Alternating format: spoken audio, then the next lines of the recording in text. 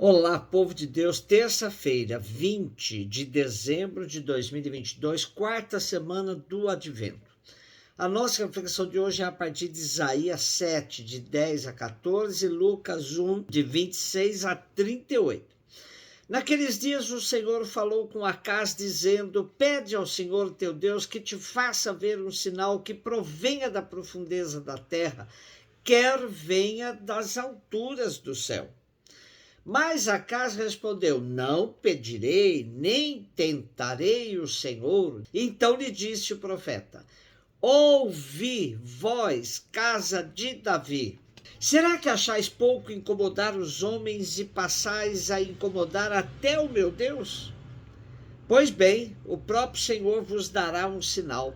Eis que uma virgem conceberá e dará à luz um filho e lhe porá o nome de Emanuel. Essa profecia já a lemos como primeira leitura do domingo que passou.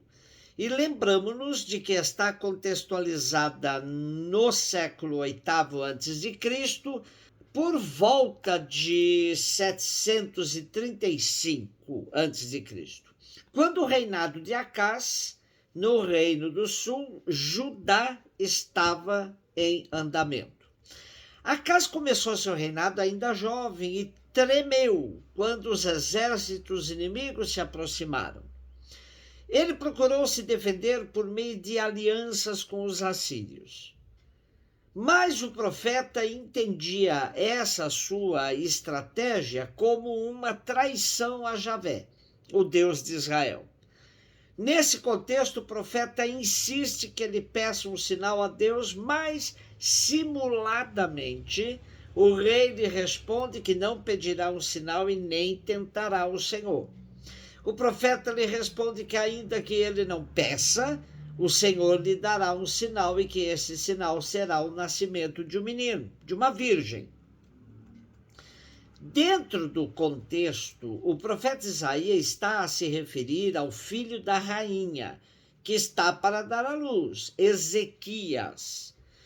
Esse filho de Acaz vai substituí-lo, e era grande a esperança de que ele fosse mais fiel que o pai ao projeto de Deus. Queria fazer o povo sentir que de fato Deus estava no meio deles. Daí ser chamado de Emanuel, Deus conosco.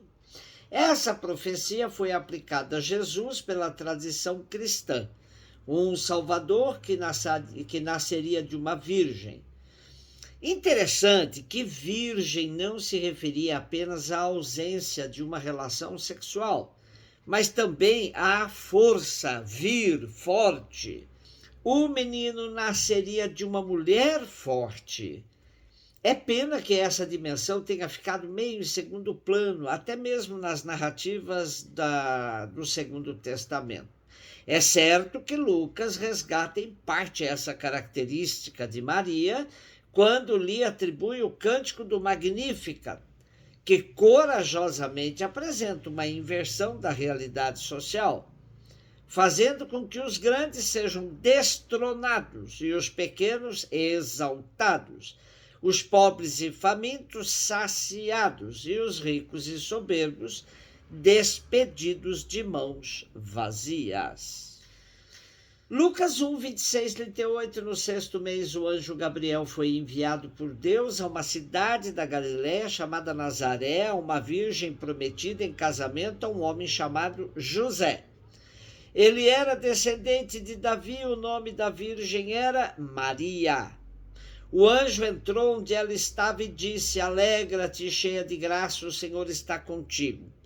Maria ficou perturbada com essas palavras e começou a pensar qual seria o significado da saudação. O anjo então disse-lhe: Não tenhas medo, Maria, porque encontraste graça diante de Deus, e eis que conceberás e darás à luz um filho, a quem porás o nome de Jesus. Ele será grande, será chamado Filho do Altíssimo, e o Senhor Deus lhe dará o trono do seu pai Davi. Ele reinará para sempre sobre os descendentes de Jacó, e o seu reino não terá fim. Maria perguntou ao anjo: Mas como acontecerá isso se eu não conheço homem algum? O anjo respondeu: o Espírito virá sobre ti, e o poder do Altíssimo te cobrirá com sua sombra. Por isso o menino que vai nascer será chamado Santo, Filho de Deus. Também Isabel, tua parenta, concebeu um filho na velhice. Este já é o 6º mês daquela que era considerada estéril, porque para Deus nada é impossível. Maria então disse: eis aqui a serva do Senhor, faça-se em mim segundo a tua palavra. Tal narrativa de Lucas no evangelho de hoje vem confirmar a profecia até em detalhes. A anunciação do anjo a Maria supera todos os demais anúncios de nascimentos de personagens importantes até então. O que vai nascer de Maria mudará totalmente a história. Com a encarnação de Jesus, vemos a história com um antes e um depois dela. E a força do Salvador tem um efeito tão decisivo que também resgata tudo que veio antes dele. É a teologia da recapitulação de tudo em Cristo Jesus. Falamos muito do papel decisivo de Maria no mistério da encarnação, mas em termos de cumprimento das promessas feitas aos patriarcas, sobretudo a Davi, é José o garante de tudo, pois era ele o descendente de Davi. Maria, como qualquer outra mulher judia de sua época, alimentava a esperança de ser a mãe do Salvador. Mas para as mulheres pobres isso era realmente um sonho. Não foi por acaso que Maria disse que Jesus havia olhado para a humildade de sua serva, alavancando-a da insignificante Nazaré da Galiléia para se tornar a bem-aventurada, assim reconhecida por todas as gerações. Primeiramente, Maria ficou perturbada com a chegada do anjo e com a sua saudação.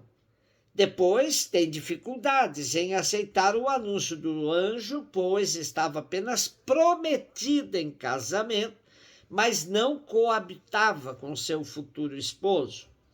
O anjo insiste com ela e lhe dá um sinal, a gravidez da sua parenta estéril Isabel. Após esse processo, Maria aceita o grande desafio de sua vida, ser a mãe do Salvador. Como aqui já dissemos, a narrativa da infância de Jesus, segundo Lucas, faz parte do gênero literário da homologese e se serve também do recurso do midrash. O que isso significa? Esses textos foram escritos na forma de midrash. Para se desenvolver um conceito teológico ou uma doutrina, cria-se uma história fictícia ou uma narração figurada, uma lenda, um mito. Portanto, a narração da Anunciação de Lucas não pretende ser um relato jornalístico ou uma informação histórica, mas é, sobretudo, uma catequese, texto escrito para o ensino, destinado a proclamar certas realidades salvíficas. Por sua vez, homologese faz com que a história fictícia que está sendo contada se utilize de fatos e pessoas já conhecidas do Primeiro Testamento e aparições apocalípticas, anjos, aparições, sonhos. Desta forma, a narração se torna real, mais real. Portanto, é bom fugirmos da leitura fundamentalista, que nos leva a interpretar infantilmente essa narrativa teológica, tão rica de significados para a nossa fé. Continuemos no contexto da espera esperançosa pelo Natal do Senhor. Um beijo no seu coração.